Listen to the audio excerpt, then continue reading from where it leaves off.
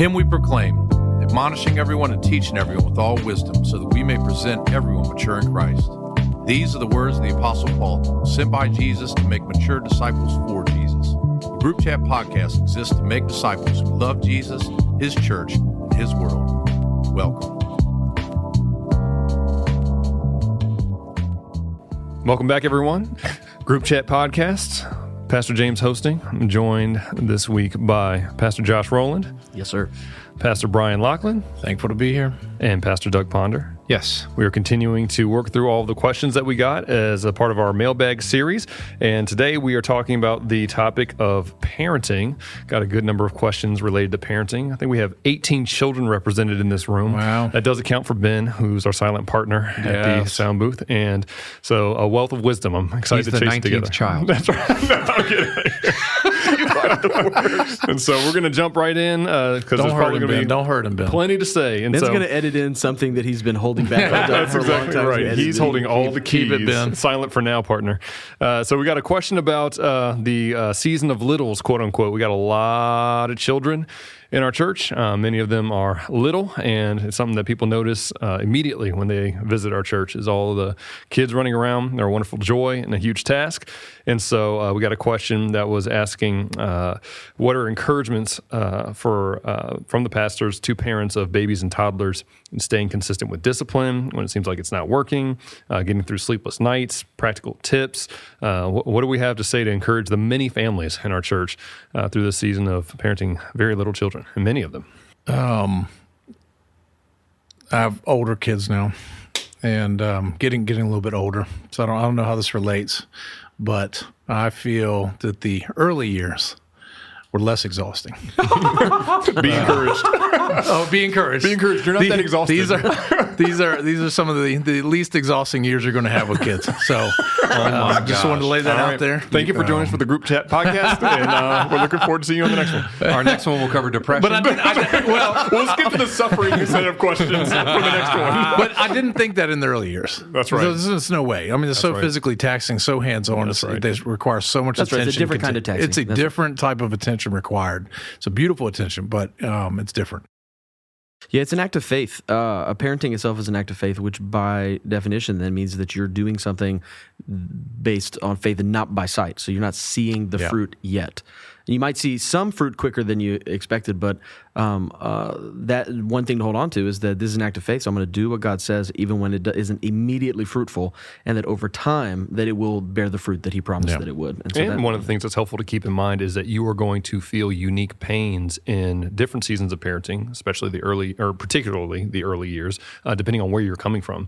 I think about one of the most helpful passages for me in the Proverbs for our parenting is when it talks about how where there are no oxen, the stable is clean, but the harvest comes by the strength of the ox. And so it's like, hey, productivity and good things can make a mess. You know, as somebody who wants to keep things very tight, that's a good word for me specifically, because one of the pains I'll feel is, man, it's chaos over here. We got to tighten it up. Right. As opposed to parents coming from a different place where they're okay with the chaos. We're going to let the kids do their thing. It's all a joy. But then there's the work of, hey, we actually got to have an orderly home here. So it's also helpful to take stock of the fact that you're going to feel particular pinches based on your just demeanor, how God's made you, your vices, your virtues, just your experience, where you're coming from. It's helpful to budget for those things.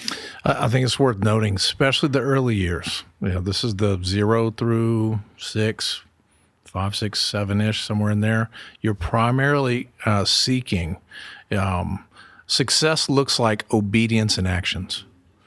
Obedience from the heart is what comes as they reflect on how much they love the good things that God has for them, that you are leading them into.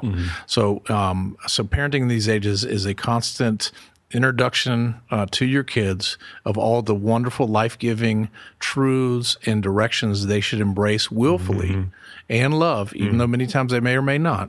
But you're seeking obedience in their actions during those seasons. And then as they grow, they're actually able to reflect on the condition of their heart towards those actions. Too many times in the early years, parents get them exactly backwards. They get them flipped, and then therefore, actually, they won't ever be able to get a hold of the heart when they've allowed the heart to run roughshod for 5 to 7 years. Because obedience won't be accomplished at all, much less from the heart. if they miss that. So what you're saying is earliest years, you're just shooting for raw compliant. You are shooting for raw, glory-filled, wonderful, Even if the heart isn't on Christ-honoring board for now. compliance to what is good, beautiful, true, wonderful, according the to law what was our Lord schoolmaster that led us to the gospel. Yes, and the law is good and wonderful. I told my sons when they were in that age, they're not anymore, Mike. We're in the middle years, which honestly, they do feel like a break compared to the early years. So I don't have older children. Maybe I'm about to run into an absolute gauntlet, according to what Pastor Bryan is telling me. It's a brief, deep breath. It's a brief, deep breath. There it is. There's a lot of tongue twisters out there that are not hard. Like unique New York. I love New York. You need New York. I know we know unique you New can York. do it. You Those still aren't messed hard. But a brief, deep breath. That one got me. Wow. What were we saying? Oh, yeah. So we do feel like we're getting a little bit of a breather here, which is nice. However, here's what I would say to someone who's still in the trenches of the early years. It's the person who's asking this question. Many of the moms and dads in our church are there. Don't forget that all of that stuff is purposeful.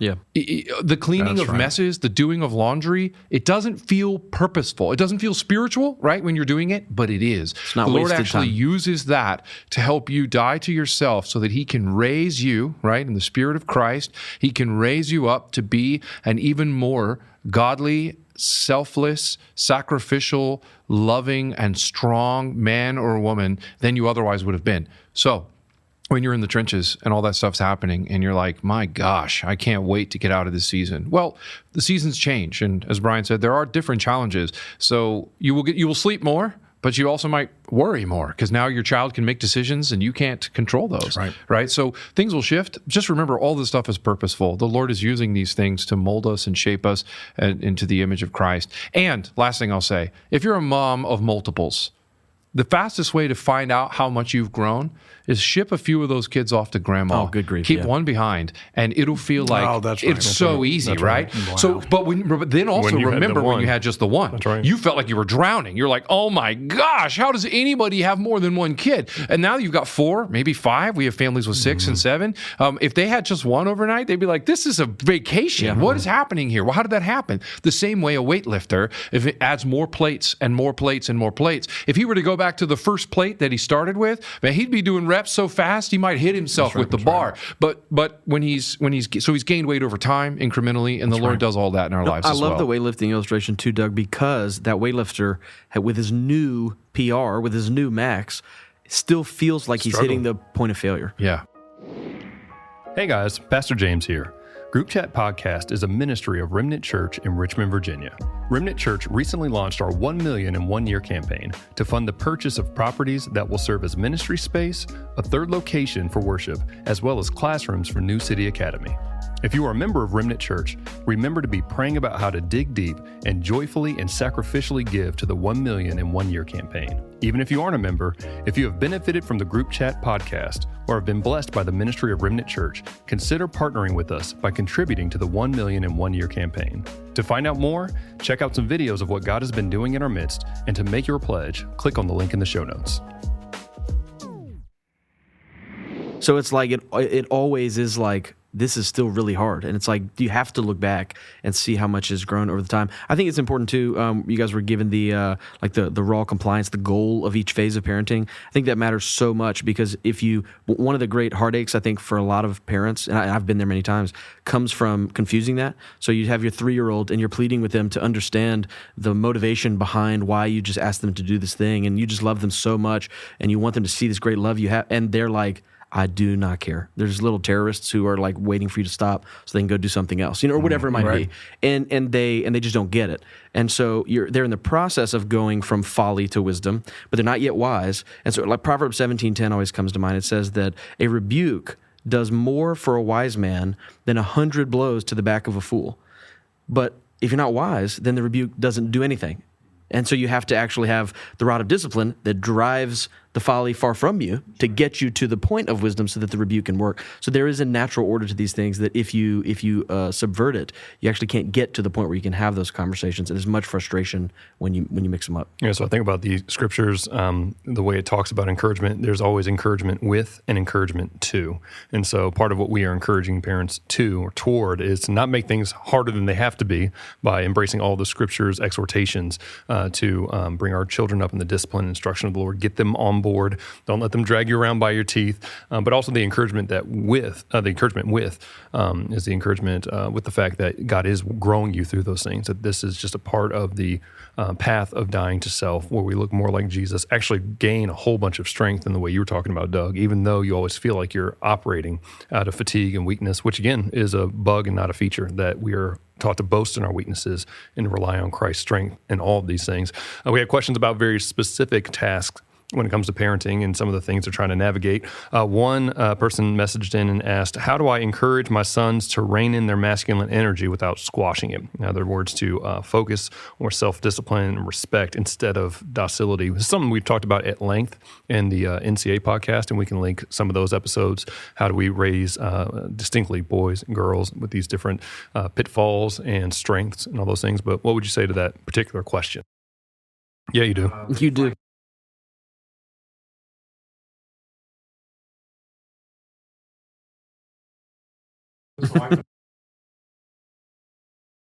Full metal, sharp sword.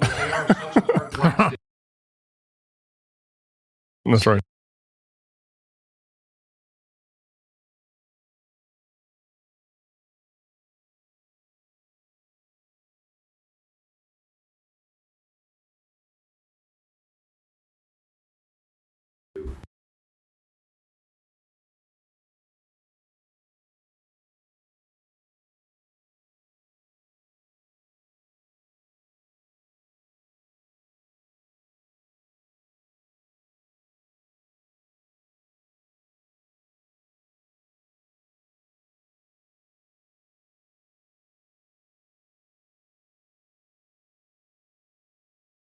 Mm-hmm. Off with his head. I remind him.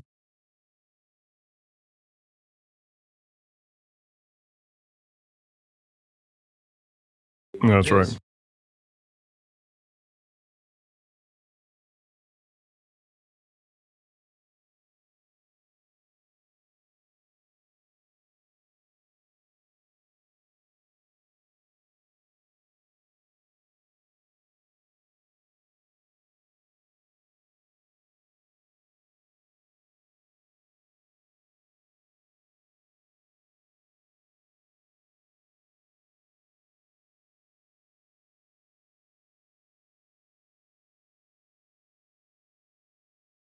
Mm-hmm.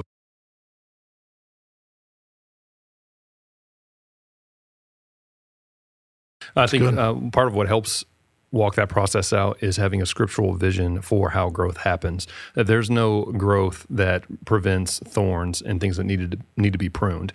That you're even just the picture of John 15, that as we grow, abiding in the vine, the Father prunes us so that we can bear more fruit. And that's just a part of the process when it comes to parenting, is you're trying to nurture some good things. Some bad things are going to grow out of that, and you can expect that, not be alarmed by that, and then trying to prune those things as they come. I think part of what gets people jammed up is they try to do like pre-pruning, trying to make this plant grow up in such a way that there are never any thorns, there are never any brambles, there's nothing to prune there, instead of having the patience and one of the things we've talked about, the hope to let the boys be boys, for example, in this illustration. They'll let the boys be boys, expect some chaos, and then help them over time rein those things in, so all that's left is the vine without the things that need to be pruned. Yeah, the boys be boys cannot be used as an excuse for unbridled dereliction across the board. So there was some old popular wisdom I used to heard years ago, that there's a time and place. That's right. For certain things. So you take, for instance, on Sunday mornings, right? The time with God's people gathered together to worship, to show respect towards one another, to be respectful towards one another, is not the time for wild, unbridled warfare amongst youth boys running throughout the sanctuary, jumping off the pulpit and the stage, and John chalking that up. Yeah, this is not that time. And say, well, I don't want to stifle the young boys, because that would be to smothering that young masculinity. I want to funnel in the right way. Sure, there's some thorns. Well, it's time to prune immediately. Sure. And It's funny on 'cause that Sunday morning. The time and place is another way of saying wisdom. And then Yes. the Proverbs are always telling us that we right. need to lead them into wisdom. And so, in some senses, it's kind of simple. It's just like, what do you want a godly adult male to be like? Let's begin leading them into that. Yeah, it always accords with what actually they're going to be doing as godly adults. What is good, what is fitting, what is loving. There's a time to go to bed. There's a time to get up. There's a time to be seated as we eat at the dinner table. There's a time to get up and play. There's a time and place that's fitting and loving for all peoples, and that includes young boys and old boys. Yeah, but to the point, though, I think, James, I like the thorn imagery. There's a theological underpinning that is that, like, sin has no substance of its own. It perverts the good. And so just a really practical way to talk about that with your boys is exactly that. That it's like, this is the good thing underneath the sinful thing that you just did. So we repent of the sin and we encourage the good. And so as parents, it is also, to piggyback off what Doug said a second ago, talking about just having to be involved. And Bryan, you just talked about dereliction. There is a sense in which this requires more of you as a parent. They were like, hey, let's let that boy energy out. Let's go talk about that means that my 7-year-old and my 4-year-old are asking me almost every day if I can go shoot hoops with them. And I talked about for years how I could not wait till my boys were old enough to shoot hoops with me. And now it's like every single day. As soon as I walk in, they're like, Dad's home. You want to play basketball? You want to shoot hoops? Get to work, Dad. And I'm like, dang. No, I want to sit down. Right. But actually, they have all of this energy that actually needs to be. I don't know where I got it from. Someone told me once. They talked about raising boys, and they said, exhaust and employ. Exhaust and employ. They're like, just, you got to give them a task. They want to accomplish something. Let them run. That actually requires you to think, plan, be involved, be present. It's if you just say, hey, y'all go do something over there, then it doesn't end well. The dereliction drops off.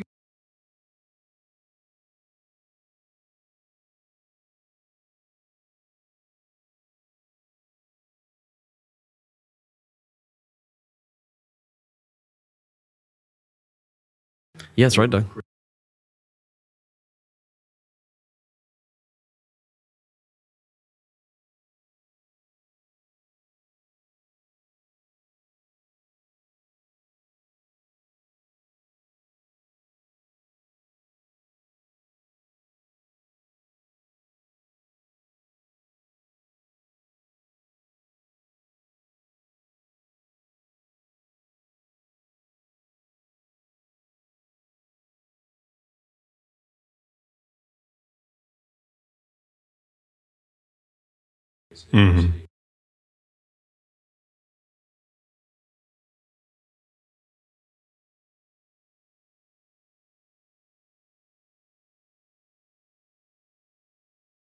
More culturally acceptable problems currently, but they are problems nonetheless. That's right. And God's design leads us in both of those tasks. So getting somebody who maybe is not stepping to as much adversity, hard things, to say, hey, this is what God made men for, to inspire them to step into the role that God has created them for. But then also when those things go off the rails, say, hey, no, let me tell you the great purpose that God has for these things and how we master all of these temperaments and all of these dispositions God's given us so that they can find their glorious outlet for all of these wonderful purposes, constantly keeping the end in mind.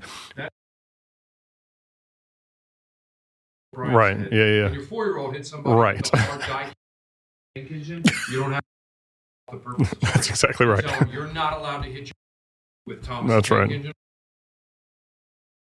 Sounds like there's a personal story there. Yeah, we won't chase it. But we got another question, similar, but maybe more leaning toward raising girls from the questioner here. How do we guide children through their emotions and feelings? How do I teach my kids that feelings are good, but actions from those feelings can be sinful? How do I learn to control my emotions? What does God have to say about these things? So when it comes to the emotional life of children, how do we understand these things? True.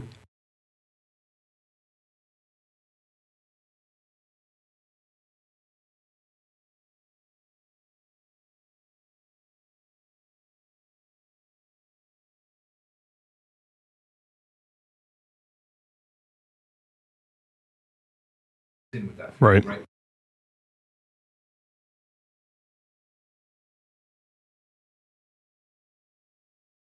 Right. Right. Do not be anxious. Fear not, the most frequent command in the scriptures.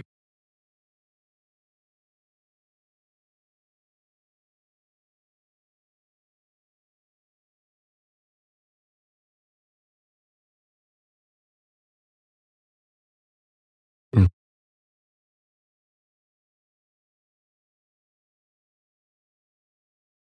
Mhm. Yeah, the scriptures give us a category of faithful feelings. What are feelings that accord with truth, what God says is right, what our circumstances are. And so one of the first questions should be, is this a faithful feeling? And if not, how do I help my children see what a faithful feeling is, what the truth is, what's going on in front of us, what our reactions should be, and not letting these things just spiral in whatever direction that they might naturally go. I have 4 kids, 2 girls, 2 boys, 2 girls up front. Boys and girls have a lot of different feelings. Girls have a lot of different feelings. Just true. It's utterly true. You in a text. It's very true. However, again, a lot of times is you can't. People respond the way they respond. Feelings kind of passively happen to us. The question is, what do we do with those feelings when they occur? And there can be different life stages, circumstances, going through puberty that actually result in all types of physiological changes that may evoke different types of feelings in different types of settings. But as you guys have been saying, ultimately you need to disciple your children into understanding how to think about their feelings in light of what's good, what's true, what's wonderful, what does it look like for us to embrace the truth, live in certain ways. Are those faithful feelings, like you're saying? Your conversation needs to look different than the world. That ultimately their starting point is, well, how do you feel? Mm-hmm. And that's not the starting point of the scriptures. Right. How do you feel, and then what produced those feelings, and then that's actually the source of your problems. Oh, that's right. It's like this is sacrilegious almost in our culture to say, but it's like God made hormones and knew about hormones also when He commanded all of these things. Yeah. And so it's like those are all exactly real. They give us understanding. I heard somebody say one time, emotions are like the nervous system of the soul. So at some level, it's like it shows you what you're feeling, but none of that tells you what's actually good or right or wrong. That's right. And so even if the circumstances are explanatory to why someone's feeling a certain thing, we are still beholden to submit it to the Lord and actually to do what He says.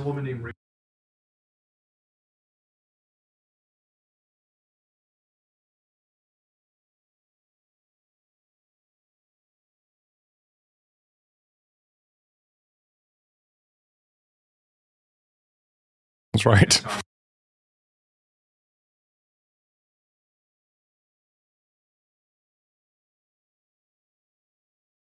Mm-hmm.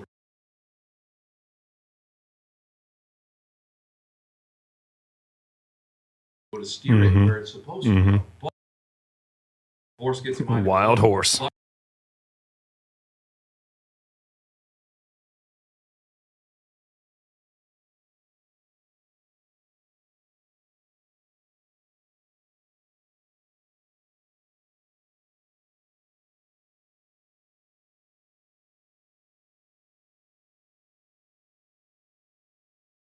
Right.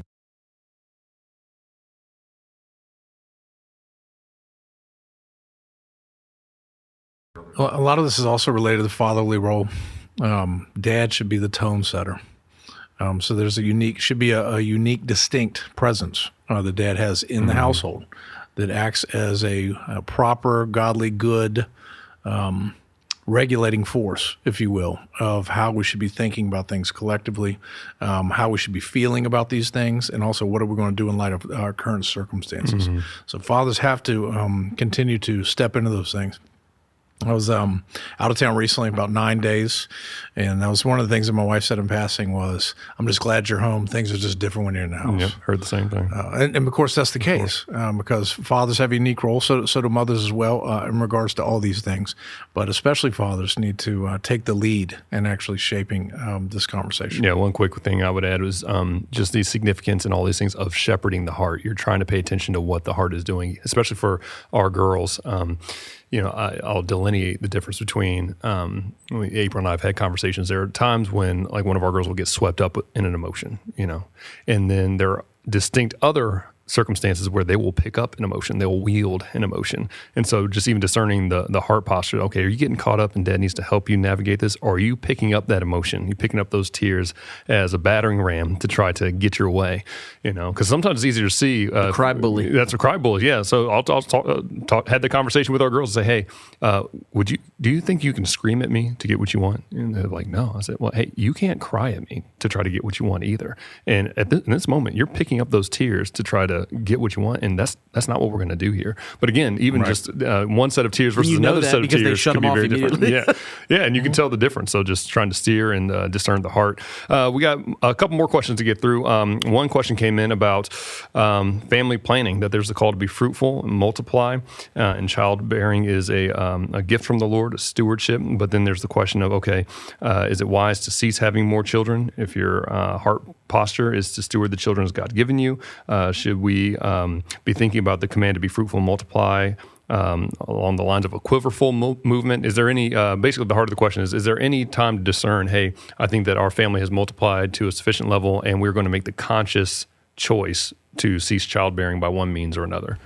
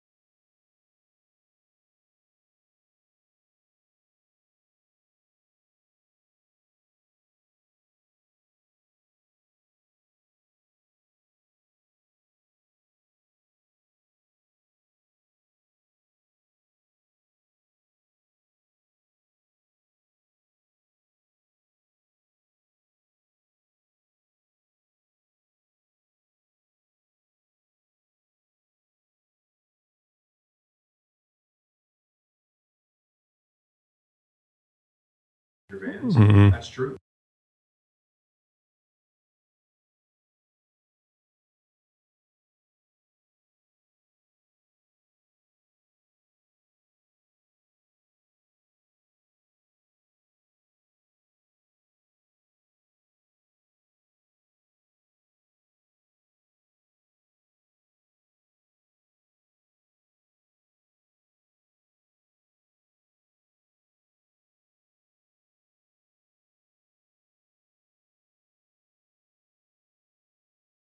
But so few.